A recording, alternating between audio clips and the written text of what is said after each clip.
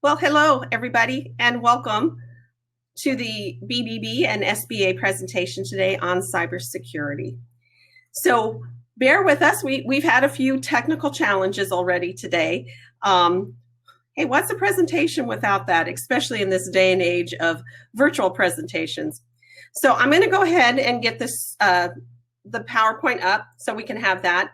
What we did note in last week, that if you keep your chat open, then you won't be able to see the whole screen. So you might want to go ahead and minimize that chat. So we're going to get this going. There we go. Okay. So let me move over to the PowerPoint. And now you guys should be seeing the PowerPoint on the screen in front of you. So what's happening is I actually can't see if it's working right. So one of my fellow colleagues, Jen, who's amazing, is going to be texting me if there are any technical difficulties. So if you need, go ahead and put that in the chat, but then make sure you minimize that chat because you won't be able to see the whole screen. Okay, so thank you so much for joining us. So we're having a little problem with getting Irene's set up as a speaker. So Jen's going to work with that. But in the meantime, I will take over what I need to, and then Irene and I will figure out as we progress. So I'm Roseanne Freitas. I am the Public Relations and Communications Manager here at the Better Business Bureau, Northwest and Pacific. And joining me today will be Irene Gonzalez with the Economic Development Specialist at the U.S. Small Business Administration, and she's in their Boise office. So Jen's going to work on getting Irene set up. And until then, I'm going to go ahead and start a little bit of our presentation. So before we start, as you guys can guess, as with any platform, go ahead and mute your microphone. The program itself should have done that, but just in case it didn't, you can also introduce yourself in the chat by putting your name, whatever business or industry, your city and state, because we have people from all over the country. So it's time to network. We're so excited to be able to do that. But we also want to hear from you guys. So ask any questions in your Q&A section, okay? And Jen will be texting me those as we go. So if you were with us last week, because this is a series of 4 presentations, when we talked about trust, we talked about the 8 standards at the Better Business Bureau. And these standards are really good for building a business, building your brand, building everything around it. And we talked about the building trust and advertising honestly last week. We also mentioned tell the truth, be transparent, and honor promises. We also mentioned that this week we would be talking about safeguard privacy. So it is one of our standards, and it falls under that cybersecurity issue, right? So we're going to go ahead, and as soon as Irene is able to get on, they're going to let me know. But I had to pull up these comics. I really like this. So how many of us know that we're always worried about, is our device secure? Is it what we need? So this meme says it all. They found a way to make it 100% secure. Just turn them all off. If only we could do that, right? But we can't. So we wouldn't be productive. We would get nothing done. So we're going to have to figure out how to do it without turning off all of our devices. So here we go. We're going to talk about safeguard privacy. When you do that, there are 5 ways, and you may have seen this before, and it talks about what you should do in this. Also, if you would like a copy of this presentation, go ahead and put your name and email in the chat section, and we'll email that to you after the event. So first off, we're going to identify, protect, detect, respond, and recover. And that's what your cybersecurity program should include. So we're going to break these down into segments, and we're going to go through them. So up first, we're going to talk about identify. What needs to be protected in your business? That's first and foremost. What information do you have that you need to protect, not just of your own, but for your customers, for your vendors, for your employees? So identify that information first and foremost. What do you need to protect? Common cyber attacks are used against all businesses. And that probably is the biggest myth that small businesses have. They think, oh no, they're only going to go after the big guy. Well, that's not true. They go after everybody. Remember, the big guys, the big companies have a lot of money invested in technology and in security. So they are a little harder to breach, but they still go after them. But they also go for all businesses because there's money to be had in all. It's not just your cash money, it's your data, which is worth so much. So that's why it's so important to understand that your small business can be a victim of this. If you use any sort of electronic device at your company, you've opened it up. And that's why this is important. There are huge risks associated with not being prepared for a cyber attack.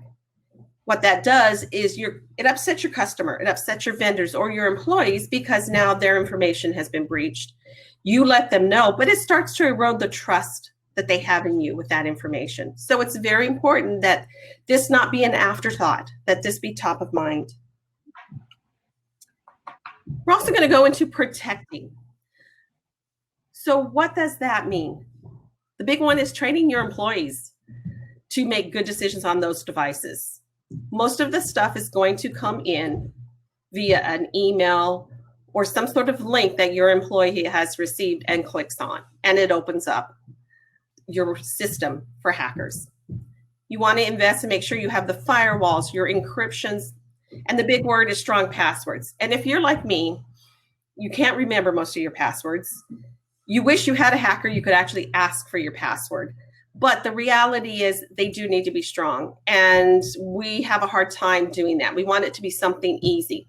So we're going to talk a little later about what that should look like.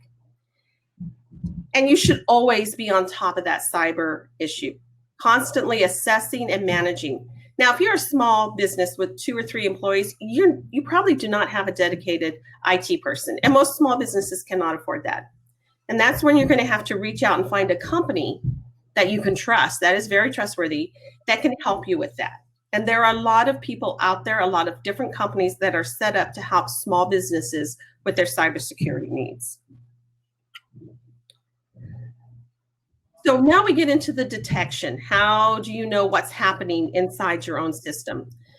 So part of that will be implementing those company policies about what to do if you suspect something has happened. But the other thing is making sure that your antivirus software is updated all the time. And any of you who have these smartphones, you know that sometimes you hate that update because it changes things and we don't like change. Well, yes, it does change things, but it protects our system. So that is why it's very important that you always make sure that every system that you use in your company is updated.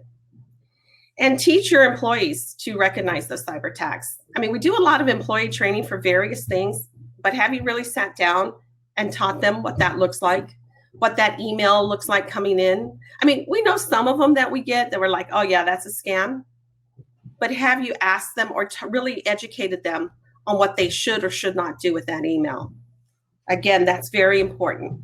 And we'll get into more of this as we get into the training of our employees. So you need a plan. Should something go wrong, you've been hacked, something's happened to your system, you need a response plan in place. So you don't want to be reactive. You really want to be proactive on this. So do it now before something has ever happens to your system. Put that in place. Identify somebody in the organization who is the point contact. And maybe that's the person who reaches out to that IT specialist that's helping you. But have a plan in place. Have that IT specialist or some outside company do an analysis of your company. They can tell you where your weaknesses are and where you should really shore up your systems. Yes, it's money, and I know it's tight right now, but it's worth that investment to make sure that all of that data is protected. And always manage that security risk, and that is staying on top of all of your security issues, whether it's any updates, understanding what viruses are coming out then, and making sure that data and that information is transferred to the employees. Okay, so it looks like Irene's back on. So Irene, we're on slide 12 to the recover part. Would you like to take over from here? Perfect. This will be great. So yes, just adding on to Roseanne's comments, the recovery part is just as important as all of the previous elements. So learn how to limit the time and money spent on the recovery process. So essentially getting rid of any traces of malicious codes and making sure that the systems are secure. And you can, if you do find that you have encountered any kind of a security breach or a cyber attack on your systems, you can reach out to the FBI and report that. There is a local office here in Salt Lake, but there's also others that within your communities that you can reach out to. But as soon as you know of something, report that so that the authorities can step in. Thank you. So Irene, I covered a few viewers. I don't know, do you want to take on the employee training or would you want me to continue with that one? Oh, go ahead and I'll pick up where I can step in. Okay, sounds great.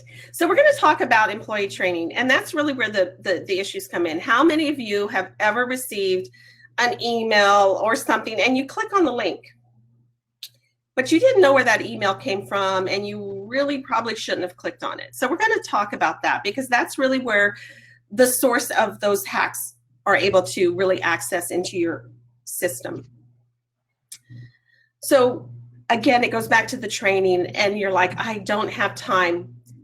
That's where you reach out for those experts to help you because it's so important to the credibility of your company and the trust. So you want to make sure that you have security practices in place for everybody, right? And for the employees, strong passwords.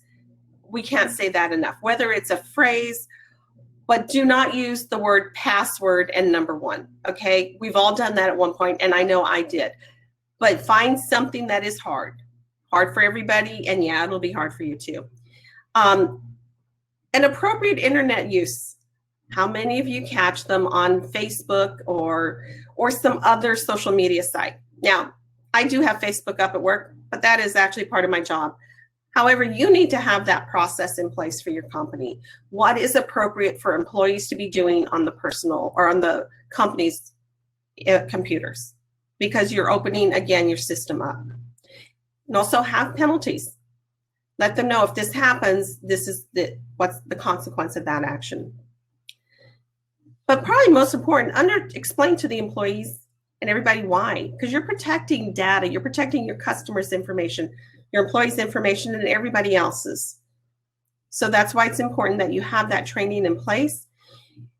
You want to keep all of your devices and clean and make sure they're free of any malware or viruses and perform those essential computer updates that we need to everything, right? We're not going to not do the update because we don't like how it looks. We're going to make sure because they've put in those patches that are needed to prevent these cyber attacks.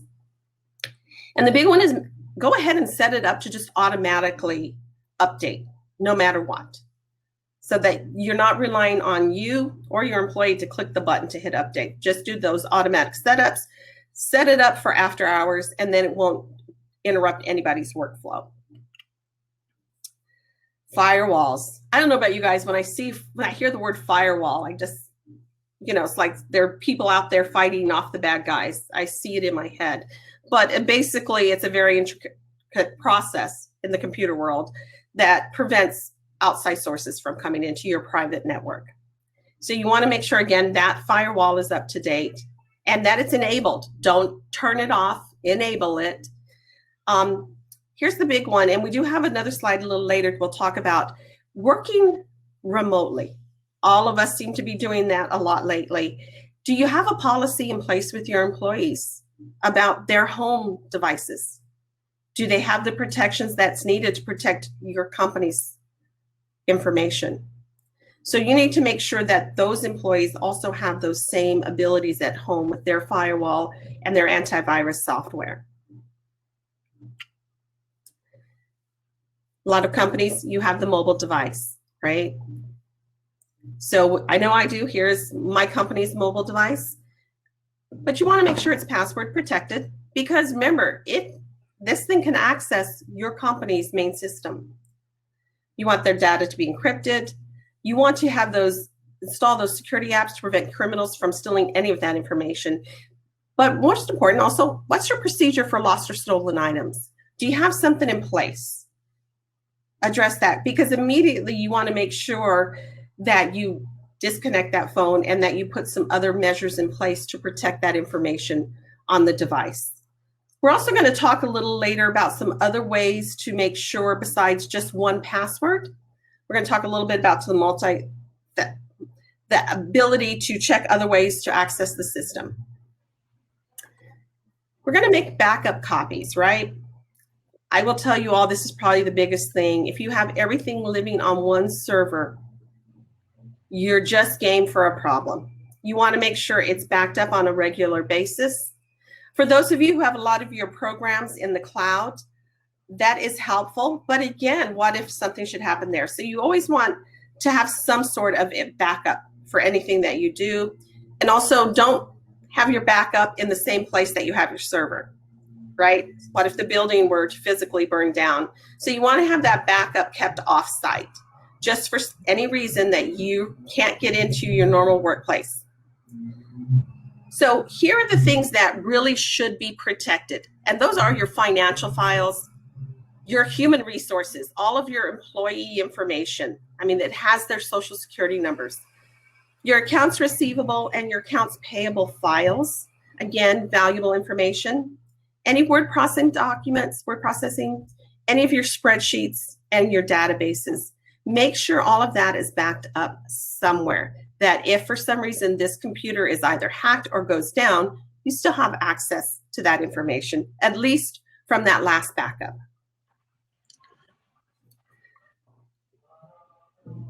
Okay, I meant to turn it over to Irene, so I'm going to do that right now. Thank you, Roseanne. So just to continue, you want to make sure that you prevent access or use of your business computers by unauthorized individuals.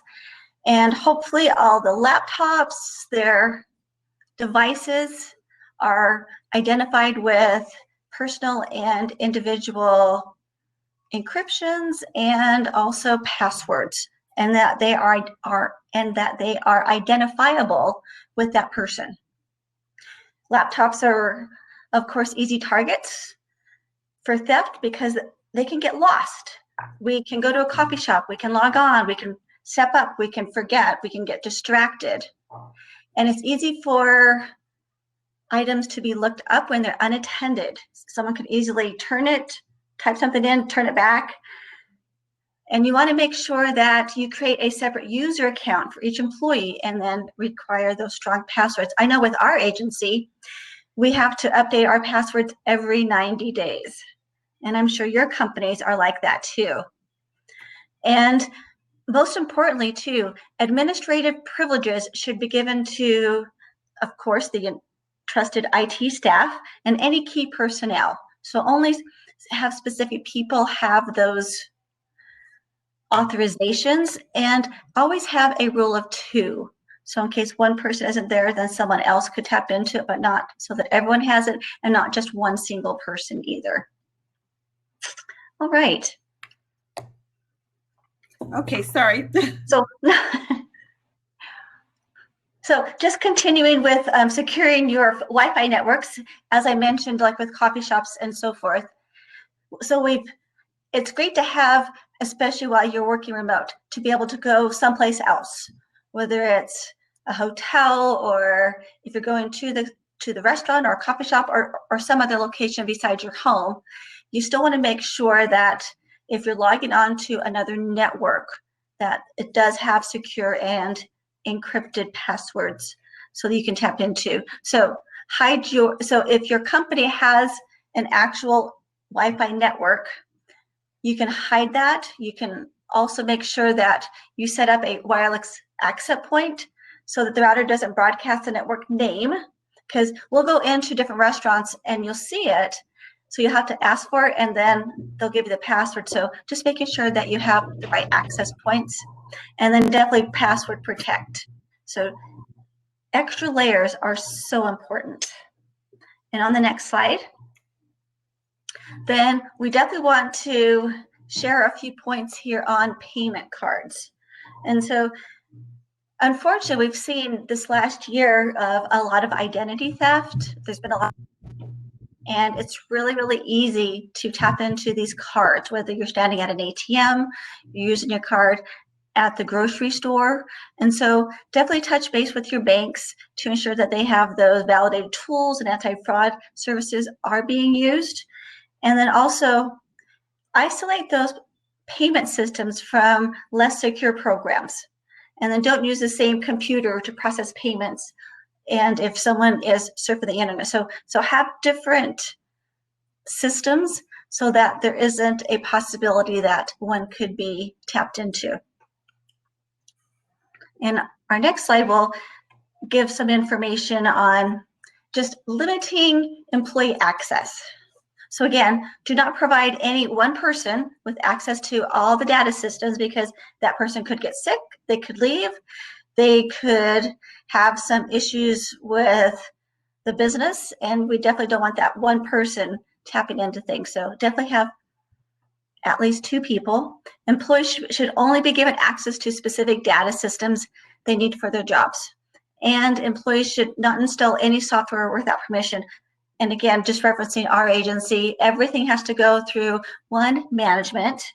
And then once management gives the approval, then that then gets sent to our IT specialist, who says, okay, here are the steps. So definitely have, and if you don't already, I would encourage you to have a cybersecurity plan. Just like within your business, you have a financial plan, a marketing plan, and an operational plan. Definitely have a cybersecurity plan, because then it'll say what those different steps are, who do you talk to, and then what is acceptable. And on our next slide, just reinforcing those unique passwords. And again, as I mentioned, you see a lot of companies use every 3 months, and I'm seeing more and more companies are using that multi-factor authentication. You'll get a code on your cell phone or an email that gives you those 6 digits to log in. That's actually working really great, because then they know that you're the person who has that identifier who can log in. And then check with your vendors, especially for financial institutions, to see if they offer the multi-authentication accounts, because that gives you just extra steps to make sure that you're the right person who's logging in. And on that next slide, a lot of times we're seeing on our phones, you've got thumbprints, and even your laptops, it has face recognitions. So that's one more layer of authentication. But security questions, those are always great to add on. But at the same time, I've seen somewhere you'll do the security question and they give you the same answer for everyone. So definitely have it be unique and have it be very personal. And then a code is, like I mentioned, sent to another device. But these are great because they are personalized.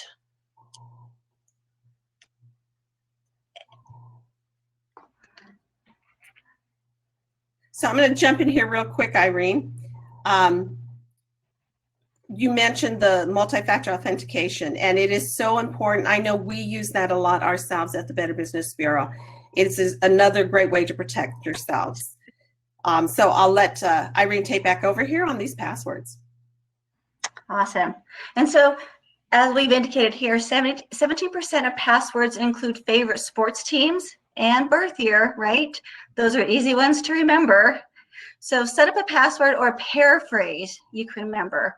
So maybe the paraphrase could be, I like to hike, and then, or close the front door, or just something simple where it's a word versus numbers, or something that ties you personally, because we all want something that we can easily remember. And of course, it's always our birthdays, anniversaries, even sports teams. So think of something that is more of a sentence or just a couple words, because then that's easier to remember. Now, a little bit about ransomware and malware. So these are kind of words that you may or may not be familiar with. So malware basically is short for like a hostile or intrusive software. So basically it includes computer viruses, worms. You've also heard the term Trojan horses, ransomware, spyware, adware, scareware, and other malicious programs. So basically it's a phrase, but it also means that it can be installed by simply navigating to an infected website, or possibly opening up an email attachment, or clicking on a social media link. And I don't know about you, but our agency really has implemented some unique practices where they will send us an actual email that is from our agency, but they've thrown in a link. And it's like, oh, okay, well, it's from our agency, so this should be good. Click on the link, and it said that we failed. It said that we actually failed the test. It's like, dang it. And so definitely do some of these little tests with your team, with your employees, and see if they know how to recognize. Because it can come in a phone text. And it's like, well, how can that happen? But I've seen quite a few texts come through with a click here. And it's so easily able to do because we just want to click and move on because we're really busy. So take those extra steps. So there are some other ways that you can identify some of these other indicators of malware or unwanted pop-ups. It could be unfamiliar icons on your desktop, maybe suspicious hardware activity, or you see a lot of your hardware space that is running low. Maybe you get some unusual messages or programs that start automatically that you hadn't seen before, or maybe your system's running slow, slower than what it was before. Could be that it crashes quite a bit, or possibly that there's a new browser page or some new toolbars or some unwanted. So there's lots of indicators that it's like, well, this isn't something that I've seen before. So this is a great opportunity to have great communication within your team and let them know when there's updates, or if this is going to be a new display or a new process, because then you don't want to click on it thinking, oh, okay, well, I'm sure this is just something that they're trying out, or that they want us to get some new systems. And so definitely let your folks know and let your team know what's going on. Okay, well, all right. You want take this one, Irene, and then I'll take after that. Perfect.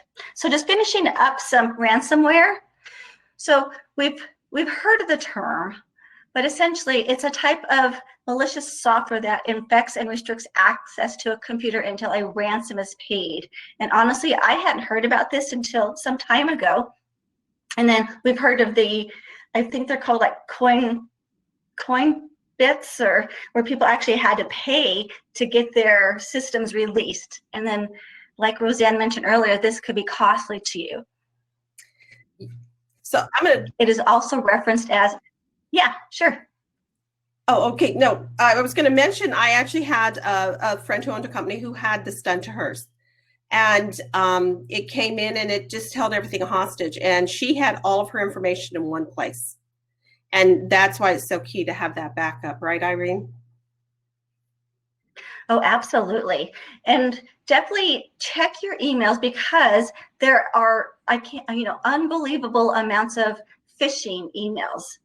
And we always get this, well, what's a phishing email? Well, it's just a way to test to say, I think the IRS had one that was very similar.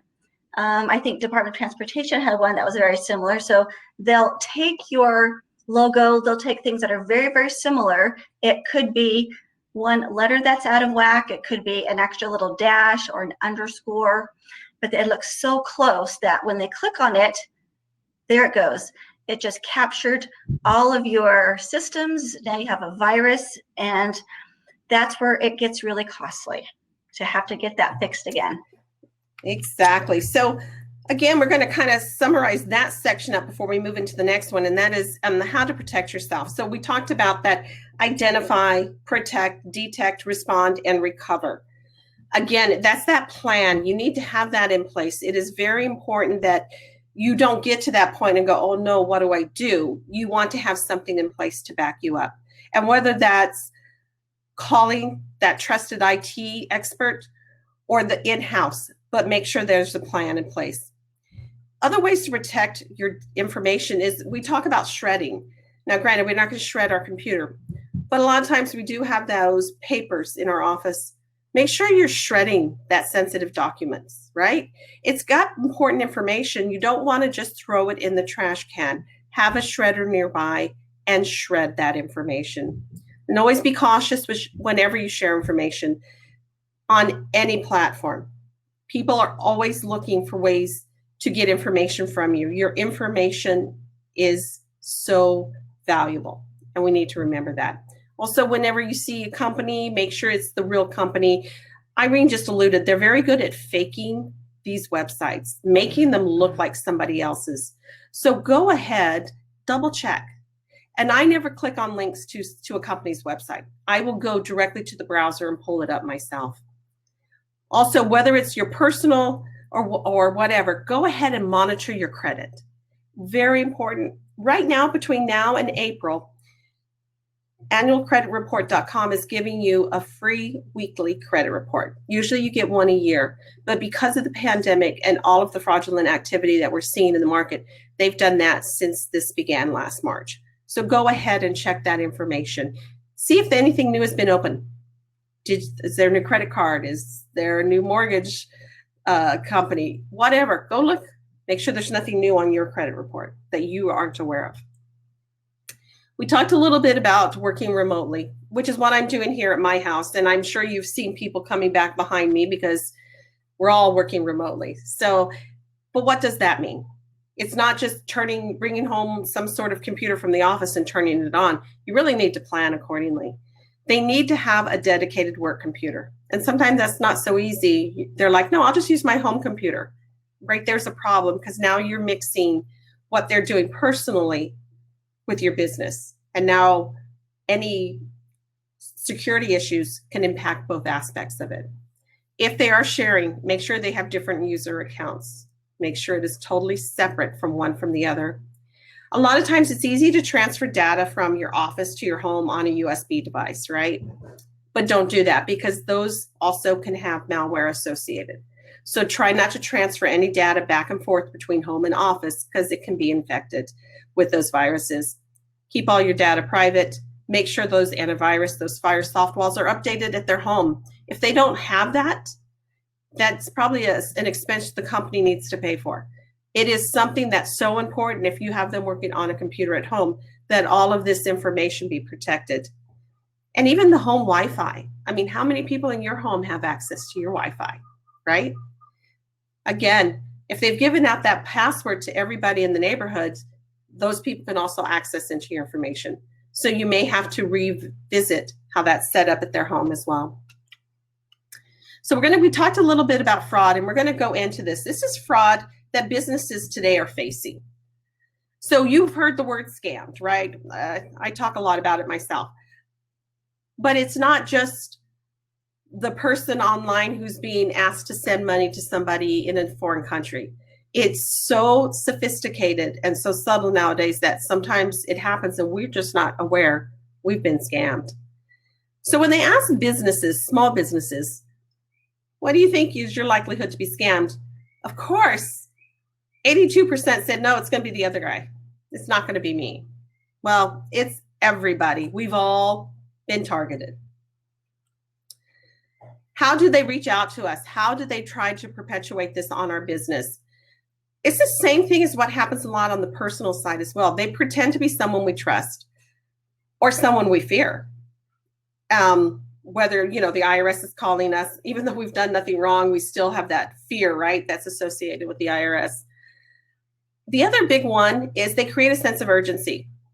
Now, as I've always told my kids, unless blood or death are involved, it does not constitute an emergency. And it's the same thing in the financial world. Remember, you don't have to make those quick decisions so fast on a phone call. If they're trying to get you to do that with your business, you need to stop, because it's probably not a legitimate offer and it's a possibility of a scam or a fraudulent activity. Sometimes those scammers, they fly below the radar, and they're starting to get a little more sophisticated in what they're doing. They send you an invoice, and especially if you're a larger company that has a lot going on, it just may be a normal invoice. They don't make it too high of a dollar amount, so it doesn't, send off alarms. But at the same time, they just think that you'll process it. And for some businesses that don't have a lot of balance and checks in their system, they will. So they use intimidation, fear. They promise us amazing deals, and as well as other things. Always remember, if it sounds too good to be true, it's really too good to be true. So the top riskiest small business scams and fraudulent activity that we see is, of course, your bank, your credit card imposter. We see a lot of that. How many of you get those flyers here, be listed in our directory? You can advertise. You see it a lot of times for your country clubs, for your golf courses. I would always recommend you call that company directly and verify, because majority of the time, they're not offering anything like that. So be careful. Any fake invoice, you just assume it's your regular supplier and you pay it. Fake checks that you receive, as well as those text supports. We've all seen it on our personal computers where it pops up and says, hey, there's a problem with your computer. Let me in and I will fix it. Don't. If you don't know who's popping up on your computer, you don't want to go there. So we talked a little bit about email phishing, right? And this goes into business email compromise. You might have heard this. And according to the FBI, it has resulted in more losses than any of other type of fraud. So from 2016 to 2019, $3.1 billion was reported loss to the Internet Crime Complaint Center. Now, that's only what was reported. And we do know a lot of times these things are just not reported. So we need to be super careful there, okay? So who do they target? They target businesses. Hold on a second. People are talking really loud in my house. So let me close my door real quick.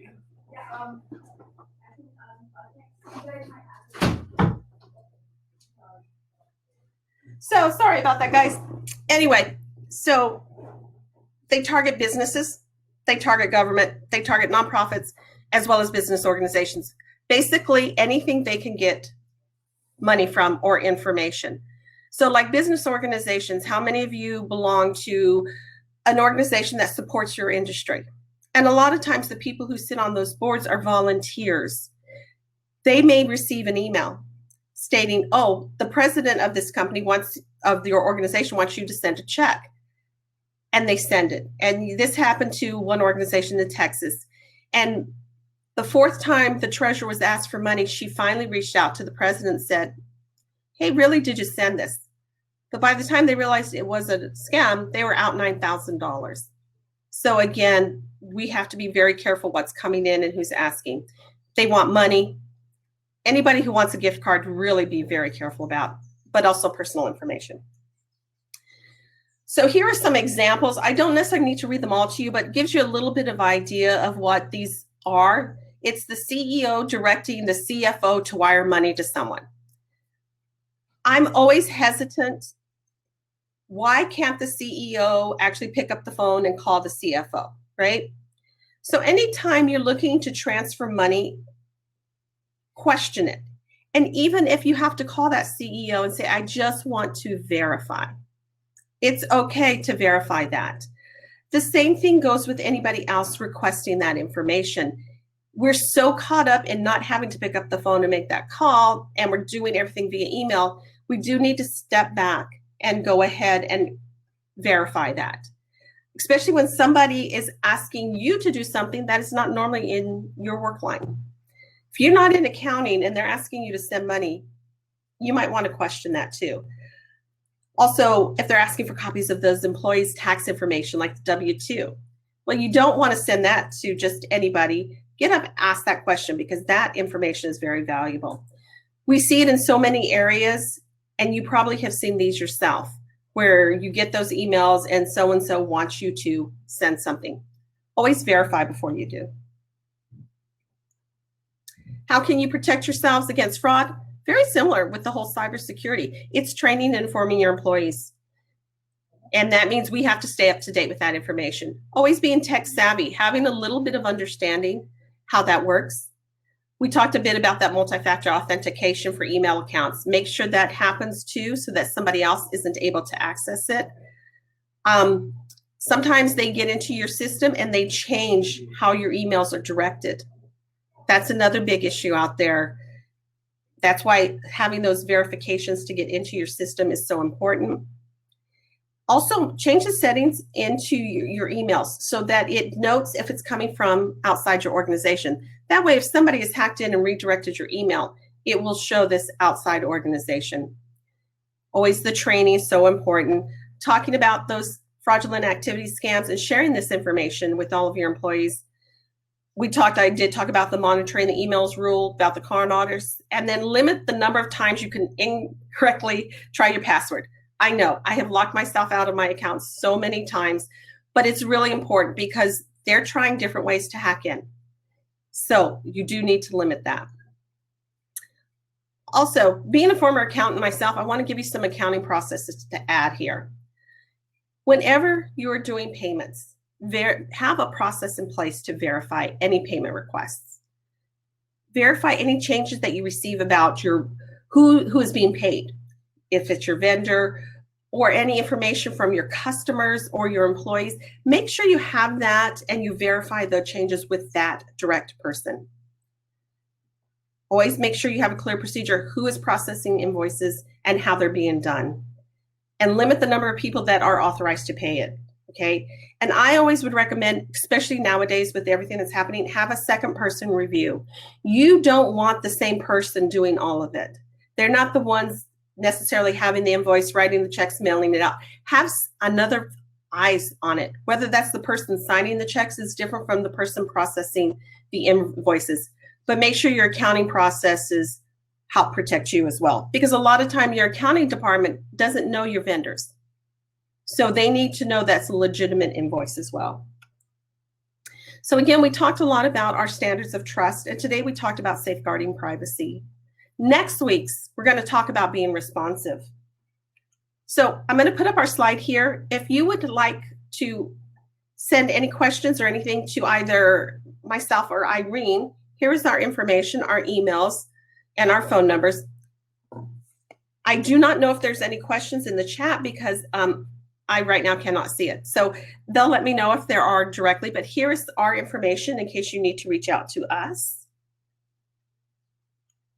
Also, here are some great resources, especially with SBA. And I know a lot of you probably right now with the PPP loan, go to the SBA. You'll see they're broken down by state. You can go there and get some information and find all the different resources because they have a lot of resources at their fingertips.